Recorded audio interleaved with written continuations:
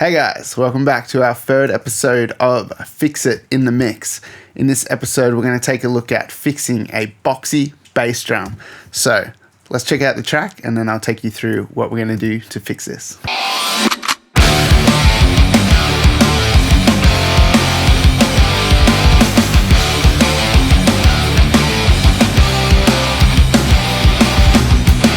So pretty cool track. Now let me show you the kick without any processing.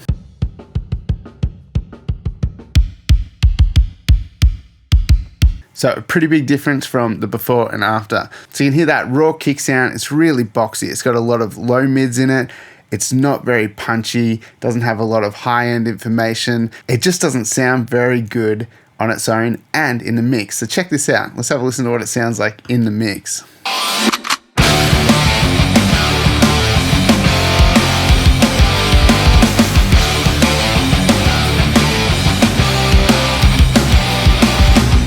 So you can hear it just doesn't cut through. It's really dark. There's no punch. There's no attack. Rather than just grabbing a kick sample, we can actually do some stuff to try and save this and fix it in the mix. So you can see we've got quite a few plugins on here, but it took a little bit of work to get this where I wanted it to be. So our first plugin is just VMR with VCC. I have this on every channel on the drums, just set to Brit 4KE, and that just adds a little bit of that SSL desk color. And our next plugin is Black Salt Audio Silencer. So you guys have probably seen the video that I did on this. I did a little demo. I think this is just a really great tool for gating your drums and getting rid of bleed at the same time. So we just have these settings dialed in: reduction, minus 46 dB, bleed set to 0, length 341 milliseconds, and we just have it on the kick mode. And we've just set the threshold so it's reacting to the kick.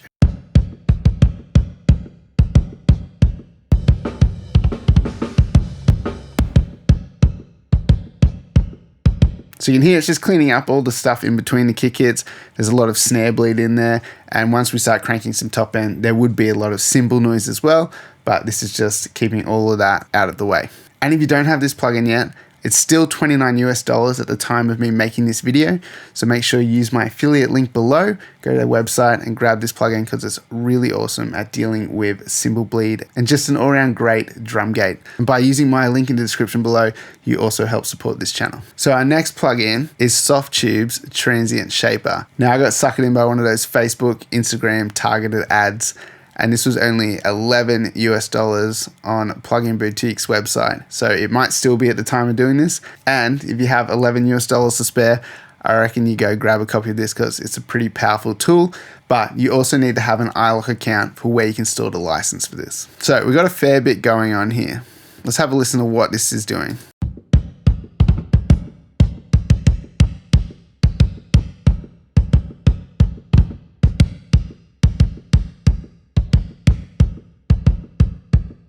So it's definitely starting to make this kick punch a little more. Now I'll run you through these settings. We just have the sustain set to wide and just pulling it down a little bit. We don't really need a lot of sustain in this kick. It's just a punchy rock kick.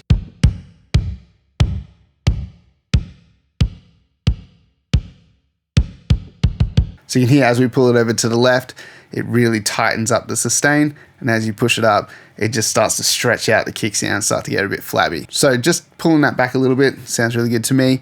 Okay, so this is where the magic's happening in this punch knob. Now I've got this cranked up a fair bit and we've got this set to high. So it's going to be working on the high frequencies. We want to really bring out some punch in that top end of the kick. It's on fast. We want fast transient. And I've set the crossover to 1000 Hertz, so 1K. So anything above 1K, that's where the transient shaping is going to be happening.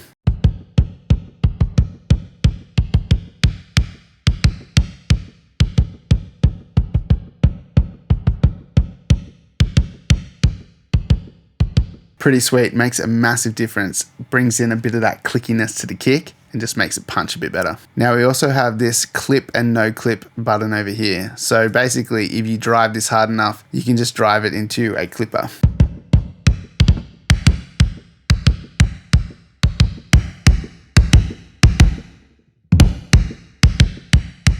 But I'm not really driving this hard enough for any clipping to be happening, but I just have that on as kind of like a just in case. Now, this next plugin, this is an old trick and it actually works really good on bass drums that need a little bit of life brought into them. The microphone that was used in the bass drum was an AKG D112, and that is the blandest, boringest, boxiest kick mic you will ever find. So we're going to use a Pultec EQ, so the EQP1A. Basically what we're going to do is boost and cut the same frequency. Now what this does is the curves are slightly different from the boosting and the cutting, and you end up with like a presence shift. So because there's not a lot of subby low frequency in this kick, which I kind of want to bring out, what we're going to do is boost 30 Hertz and cut 30 Hertz. So I'm also boosting 12K to bring in even a little bit more air and click on the kick, and got the bandwidth kind of narrow.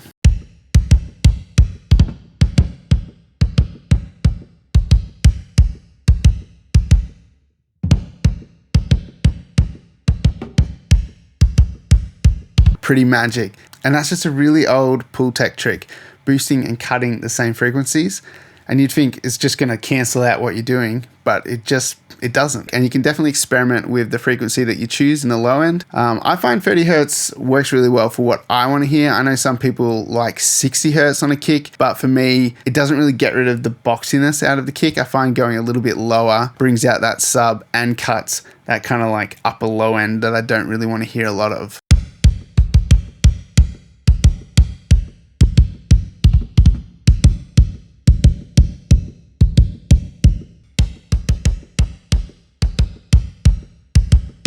So I think 30 Hertz really sounds balanced when you did this trick. And then we're following this up with a little bit more EQ. We're just going with the Pro Q3 and just a bunch of cutting really, just to cut away some more of that boxiness and the mud in the kick. To start with, we've just got a high pass filter set to 25 Hertz.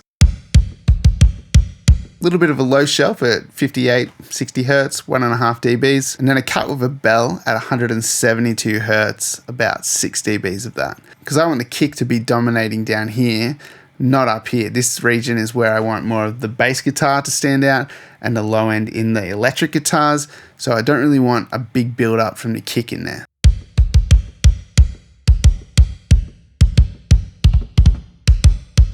So it just makes the kick sound a little bit deeper. Now we're just cutting out some more mids up here. Big cut at 388 Hertz, minus 16 dB, so just destroying this.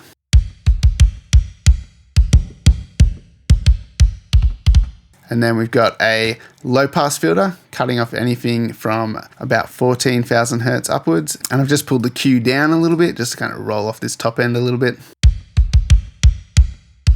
And then we have some dynamic EQ at 5.8K. The kick's a little bit inconsistent with how hard it's hit, so occasionally like it does have these spikes in brightness, and then the next one's a little bit softer. So the top end of the kick kind of like jumps around a little bit. So this is to try and rein that in a little bit. So we also have a little cut at 6.5K, and that's just 1.5 dBs, just to kind of deal with some of that pokiness in the kick as well.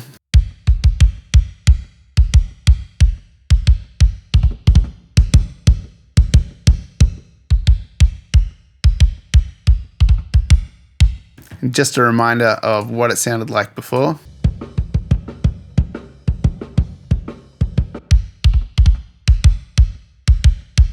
Pretty big difference already. Now we're just going to follow this up with a little bit of compression. So we're just using the Waves DBX160, and we just have a 4:1 ratio, a threshold set, so we're just getting a couple of dBs of gain reduction, a little bit of makeup gain, and then I've got the mix knob set to roughly 50% because this compressor really tightens the sound up, but it can also make the low end disappear a little bit.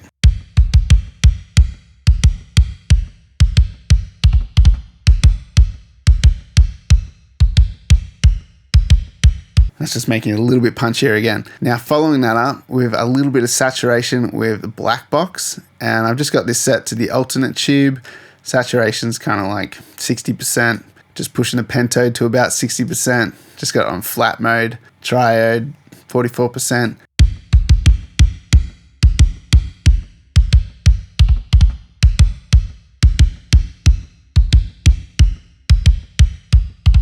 Just makes the kick sound a lot thicker, and even though we cut away a lot of mids, this is bringing back a little bit of mid information, but in a way more pleasing sound.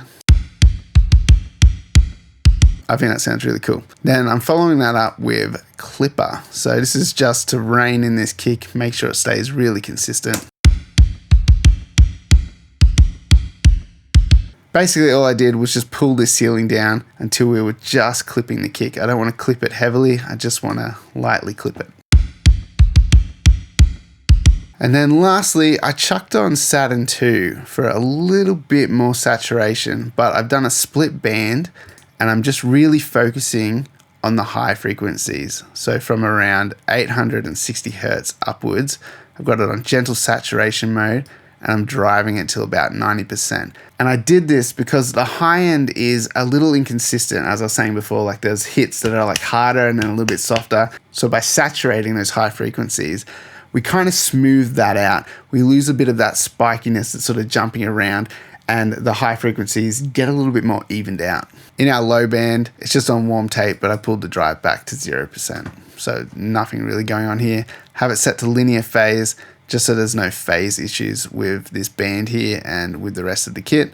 And I also pulled that high band down about 3 dBs because as I boosted the saturation, those high frequencies became more prominent and I didn't want them to stand out too much. So I just tried to get them back to where they were.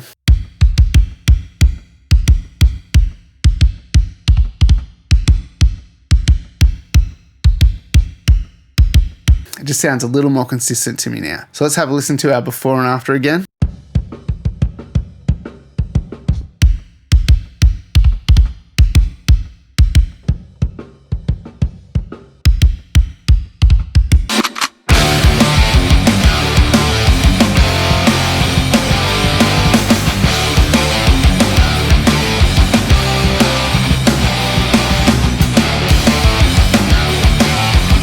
So pretty massive difference. We've gone from that really dark, pillowy, muffled kick sound to a really punchy, in-your-face rock kick sound, and without having to use a drum sample. So if you're ever dealing with a boxy kick sound, maybe a couple of these ideas will help. But otherwise, I hope you enjoyed the video, and make sure you hit like and subscribe and turn on that notification bell so you can keep up to date with all the latest videos. If you want to support the channel, make sure you check out the link in my description below where you can go to my website and check out my drum samples. Also, make sure you check out Black Salt Audio Silencer. Using that link below helps support this channel as well. If you're keen to watch a couple of these other Fix It in the Mix style videos, I'll drop the links below to where you can check out the first couple of episodes. And if you want to check out the demo I did for Silencer, make sure you click that link above and go check that video out.